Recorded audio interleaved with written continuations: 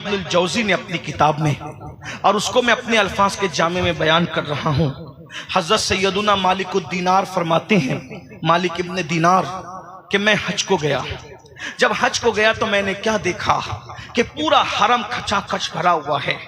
तकरीबन 5 लाख लोग हज के लिए आए हुए हैं। मैंने अल्लाह से दुआ की, अल्लाह 5 लाख लोग हज को आए, मैं खुद भी हज को आया, मौला किसका हज तूने कबूल किया वो भी मुझे बता दे, जिसका रद्द किया वो भी मुझे बता दे। मैं ये दुआ करके मिना में आकर के आंख बंद की और सोया हुआ था।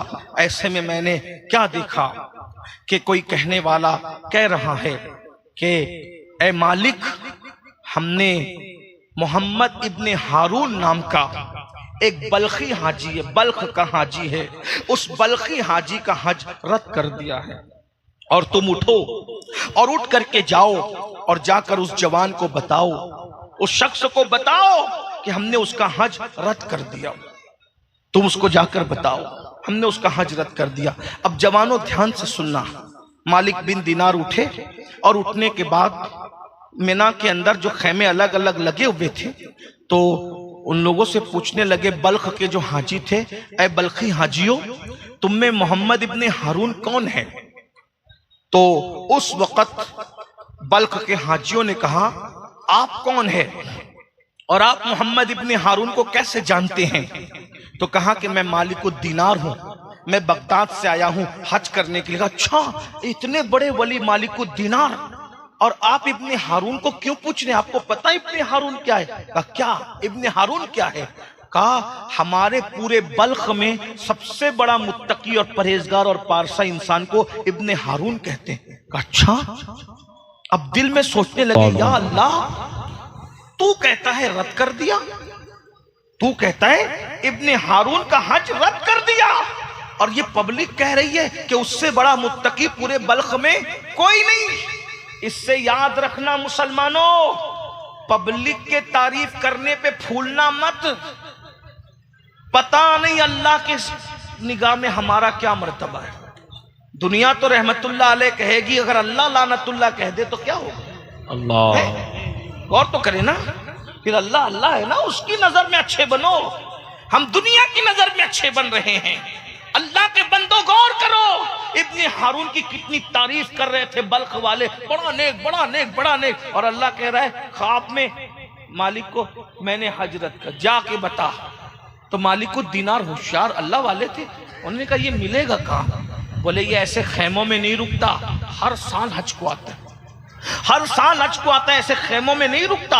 अच्छा, फिर कहाँ रुकता है? वो खुले आसमान के नीचे चिलचिलाती धूप में रुकता है, और वो रोजे से रहता है, साल भर रोजा रखता है, रोजे रोजा, नफिल रोजा, पैदल हज करता है। अच्छा, अब हजरत मालिकुद दीनार सोच रहे अल्लाह का हुक्म कुछ है, पब्लिक कुछ कह रही है, चलो चलते हैं। जब उसको ढूंढते ढूंढते पहुंचे तो क्या देखा, एक बंदा है, उसका एक हाथ कटा हुआ है और दूसरे हाथ से उसने अपने पैर को बांध कर जंजीर हाथ में ली है और आसमान की तरफ आंख उठाकर कहता है, अल्लाह मुझे माफ कर दे, अल्लाह मुझे माफ कर, अल्लाह मुझे माफ कर, बख्श दे। रो रहा है, रोते रोते उसकी दाढ़ी आंसुओं से तर हो गई है। अल्लाह मुझे माफ कर दे, अल्लाह मुझे माफ कर दे। इब्ने हारून जैसे ही मालिकुद दीनार के कदमों की आहट को सुनता है, फौरी तौर पर आंसू पोंछता है और आंसू पोंछ करके कहता है, ए बुजुर्ग, कौन है आप? आपने सलाम किया, वालेकुम, कौन है आप? मैं मालिकुद दीनार हूँ। अच्छा, कोई ख्वाब देख कर आए हो मेरे पास? अल्लाह अल्लाह, कोई ख्वाब देख कर आए हो मेरे पास? हजरत मालिक ने सोचा, अरे ये तो इतना पहुंचा हुआ है कि मेरा ख्वाब भी जानता है। ख्वाब देख के? जी ख्वाब देखा है, यही ख्वाब देखा है ना कि मैंने इब्ने हारून का हज रद्द कर दिया, जाके उसको बता दो, यही देख कर आए? हाँ यही देखा। तो ये तो ख्वाब भी जानता है, ख्वाब का मजमून भी जानता है। कहा ए अल्लाह वाले, तू मेरे ख्वाब को और ख्वाब का मजमून भी जानता है, अल्लाह ने तेरा हज रद्द कर दिया, कैसे रद्द कर दिया? कहा मैं अल्लाह वाला नहीं, मैं पापी हूं। ये करामत के तौर पे नहीं बता रहा हूं, ये बरसों का तजुर्बा इसलिए बता रहा हूं। 25 साल से हर साल हज को आ रहा हूं। कितने साल से? 25 साल से हर साल हज को आ रहा हूं, और हर साल कोई ना कोई वली को ख्वाब दिखता है और अल्लाह का हुक्म होता है कि जाओ और इब्ने हारून को कह दो कि मैंने उसका हजरत कर दिया। 25 साल से सुकून नहीं है मुझे, सोता हूं तो नींद नहीं आती, भूख भी नहीं लगती, कहीं चैन है ना कहीं सुकून है, बस बेचैन हूं, बेकरार हूं। इबादत करता हूं तो इबादत भी कबूल नहीं, जिक्र करता हूं तो जिक्र भी कबूल नहीं, हज करता हूं तो हज भी कबूल नहीं। क्या करूं मालिक?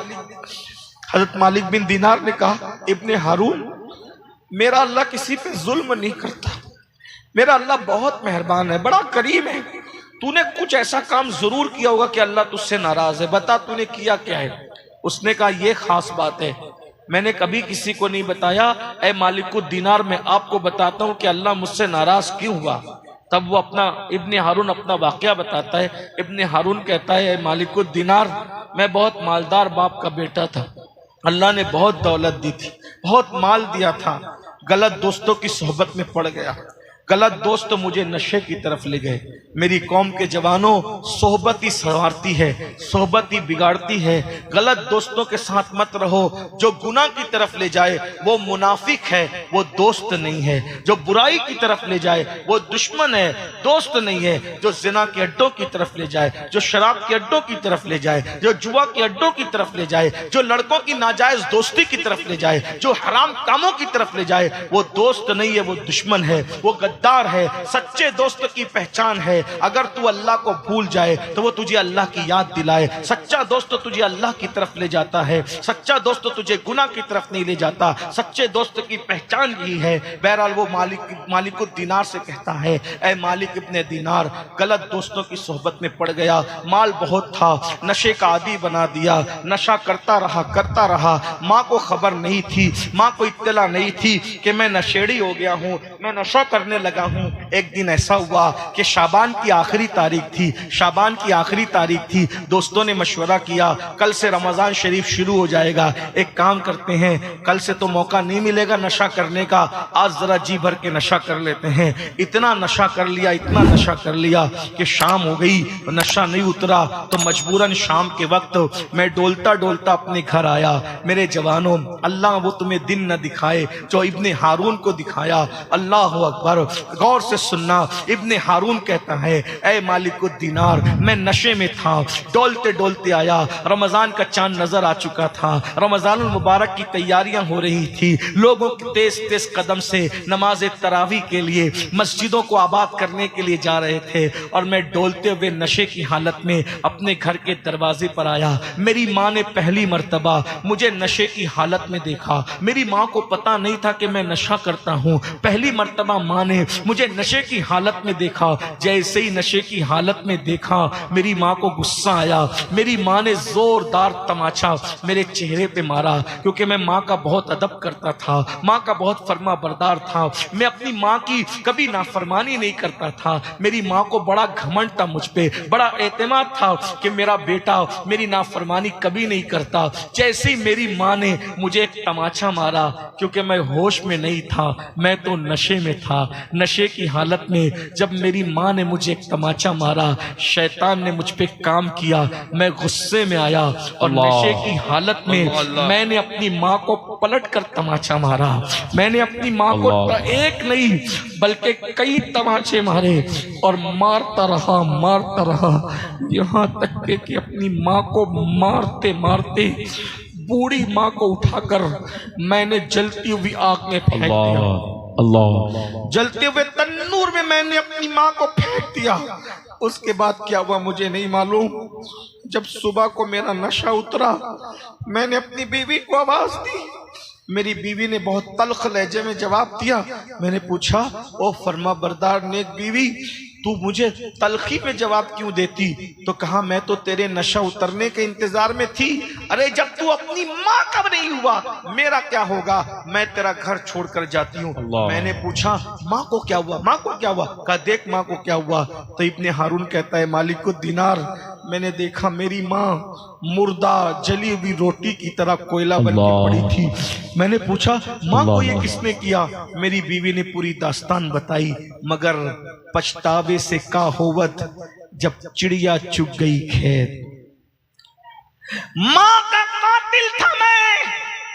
मुझे एहसास हुआ कि नशे ने सिर्फ मुझसे नशा नहीं करवाया, नशे ने मुझे मां का कातिल तक बना, मैंने अपनी मां को कत्ल तक कर दिया।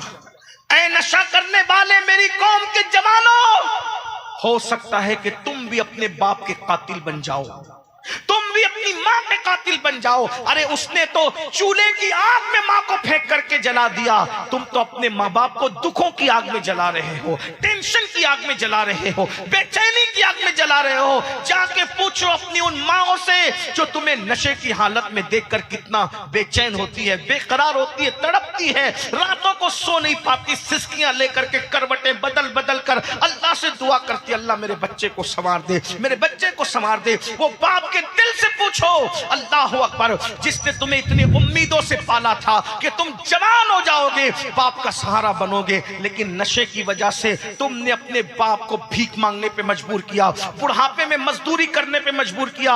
अल्लाह को जवाब क्या दोगे?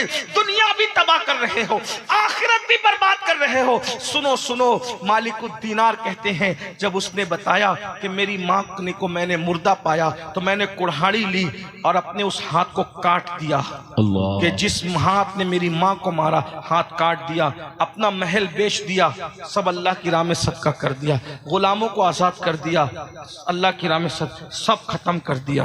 अब एक मुट्ठी चना, उसी से सहरी करता हूँ, उसी से इफ्तार करता हूँ, रोजाना रोजा रखता हूँ। कोई घर नहीं है, हर साल पैदल हज को आता हूँ, ना नमाज कबूल हो रही है, ना रोजा कबूल हो रहा है, ना हज कबूल हो रहा है।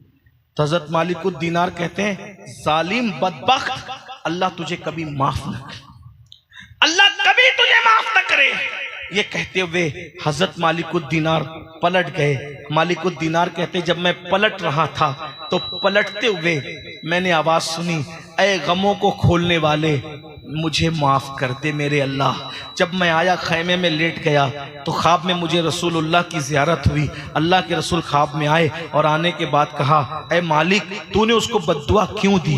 अर्ज़ की, या रसूलल्लाह, उसने कितना बड़ा जुर्म किया। आका फरमाते हैं, मैं बताऊं क़यामत में उसके साथ क्या होगा? क्या होगा? अल्लाह की अदालत में वो और उसकी माँ दोनों खड़े होंगे। अल्लाह फरमाएगा, तू नशा करता था, माँ का कातिल था, तू जहन्नम में जा।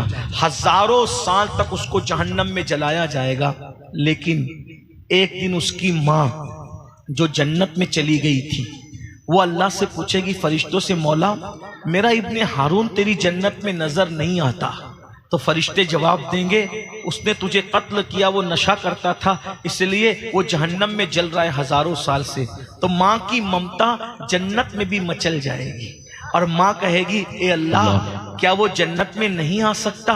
तो अल्लाह फरमाएगा, अगर तू माफ कर देगी तो मैं भी माफ कर दूंगा। तो उसकी माँ कहेगी, मौला तू गवाह रहना, मैंने अपने बच्चे को माफ कर दिया।